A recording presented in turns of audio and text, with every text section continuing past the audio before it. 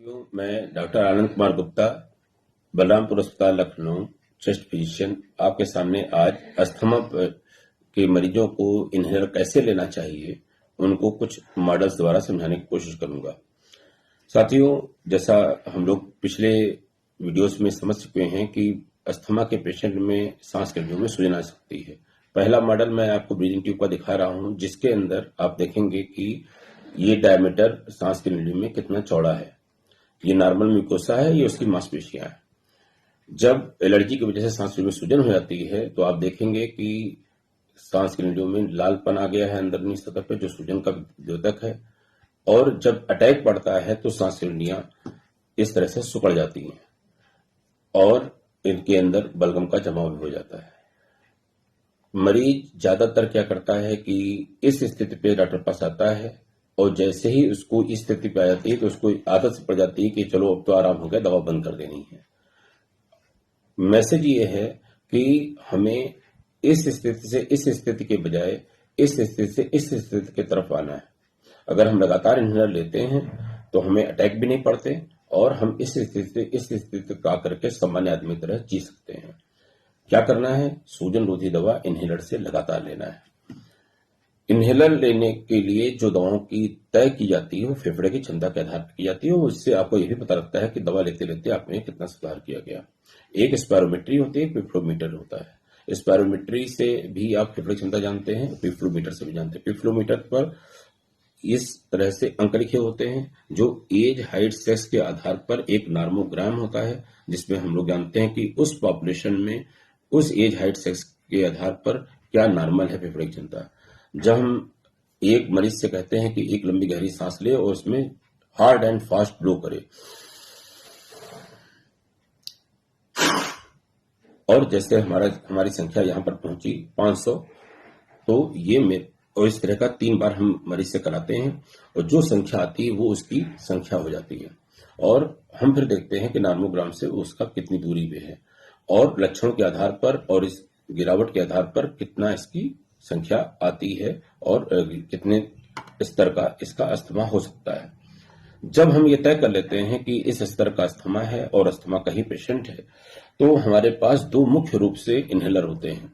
एक गैस पर आधारित, जिसको हम मीटर डोज इन्हेलर कहते हैं, जो इस शेप में होता है ज्यादातर कंपनियों का और उसमें कैप होता है और जब इसमें दबाते हैं तो ये इन्हेलर गैस के रूप में दवा बाहर करता है।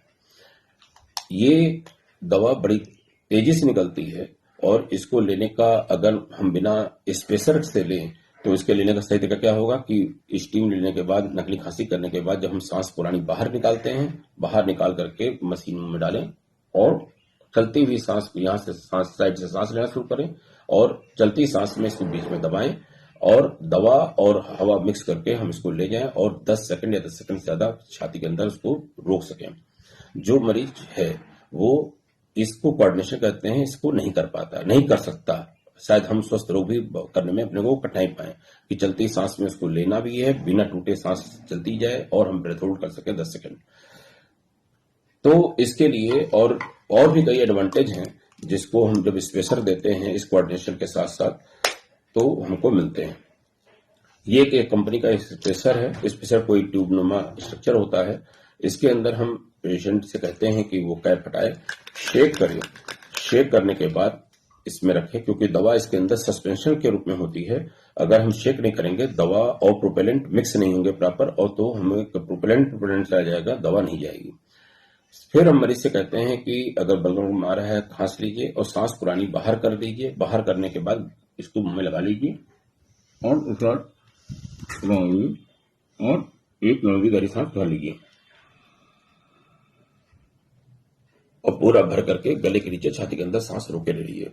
कम से कम समय 10 सेकंड है, नहीं तो 12, 15, 20 सेकंड जो आप हो सकते हैं रुकिए। जब बर्दाश्त से बाहर हो जाए नाश छोड़ दीजिए। जो मरीज इसको होल्ड नहीं कर सकते हैं उनके लिए भी ये एडवांटेज है कि वो भरें,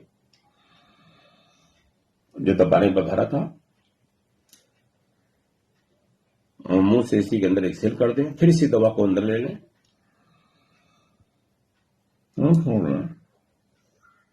और ऐसा 6 बार करें, भरें और इसके अंदर छोड़ें और 7वीं बार भर करके नाक से छोड़ दें। तो ब्रेथ होल्ड करें या 6 बार अंदर बाहर करें तो एक खुराक का उनको फायदा सांस नलियों में मिल जाता है। सांस नलियों में जब दवा जाती है तो उसकी सांस की नलियों में चिपकती है सांस, और बाकी बची हुई दवा नाक से निकल जाती है। और अगर इसकी दूसरी खुराक भी लेनी है, मान लीजिए 2 खुराक सुबह 2 खुराक शाम बताई गई है, तो 2 मिनट के बाद फिर से इसको चेक करिए, फिर से उन्हीं प्रक्रियाओं को दोहराइए और नाक से छोड़ दीजिए। उसके बाद आप गरारा और कुल्ला करके गला और मुंह जरूर साफ कर लें, क्योंकि जो गला और मुंह में दवा चिपकी होगी वो आप निगलने पे आपके सर में जाएगी और माइक्रोडोज से ब्लड में एब्जॉर्ब जाएगी। जबकि हम कहते हैं कि इनहेलर से प्रैक्टिकली सांस के नलियों में ही दवा रह जाती है और बाहर निकल जाती है। जब हम निगल लेते हैं तो आंतों के रास्ते से हमारे अंदर जा सकती है ब्लड में, जहां के लिए हम लोग इसको नहीं बनाए हैं, और इसीलिए सबसे सुरक्षित दवा है।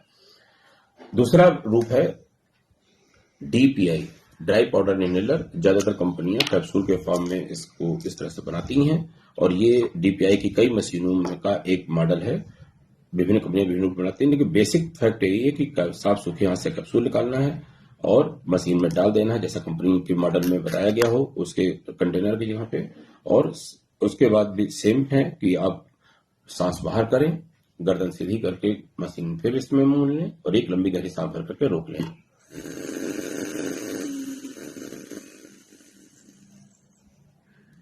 और रोक लें 10 सेकंड या 10 सेकंड से ज्यादा रोकने के बाद नाक से छोड़ दें और सुबह गरारा कुल्ला कर लें। इसके अंदर आपको ब्रेथ होल्ड करना ही करना है। इसके अंदर ऑप्शन थे कि जब आप होल्ड नहीं कर सकते हैं तो आप इसको इनहेल और एक्सेल करके निकाल सकते हैं। जब आप इसको होल्ड करते हैं तो दवाएं उसमें चिपक जाती हैं सांस नलियों में, और ये चिपकी दवा आपकी सांस नलियों को सूजन को घटाती है। साथियों, इस इनहेलर लेने के बाद गरारा कुल्ला करके जरूर गला और मुंह साफ कर लें, नहीं तो गले में आपके फंगल इन्फेक्शन हो सकते हैं, आपकी आवाज खराब हो सकती है, और दवा आपके पेट में जाकर के खून में पहुंचती है, माइक्रोडोजेस में ही सही, क्योंकि माइक्रो मिलीग्राम में दवा है, तब भी थोड़ी थोड़ी पहुंचते पहुंचते आपको साइड इफेक्ट कभी ना कभी हो सकते हैं। तो इनहेलर लेने के तुरंत बाद 5-7 बार गला और मुंह का गरारा और कुल्ला करके जरूर साफ कर लें, और उसके बाद मुंह के इस हिस्से को साफ कपड़े से पोंछ करके पैक कर दें, और मैन्युफैक्चरर द्वारा बताई गई विधि से स्पेसर को भी समय समय पर क्लीन करते रहें। धन्यवाद।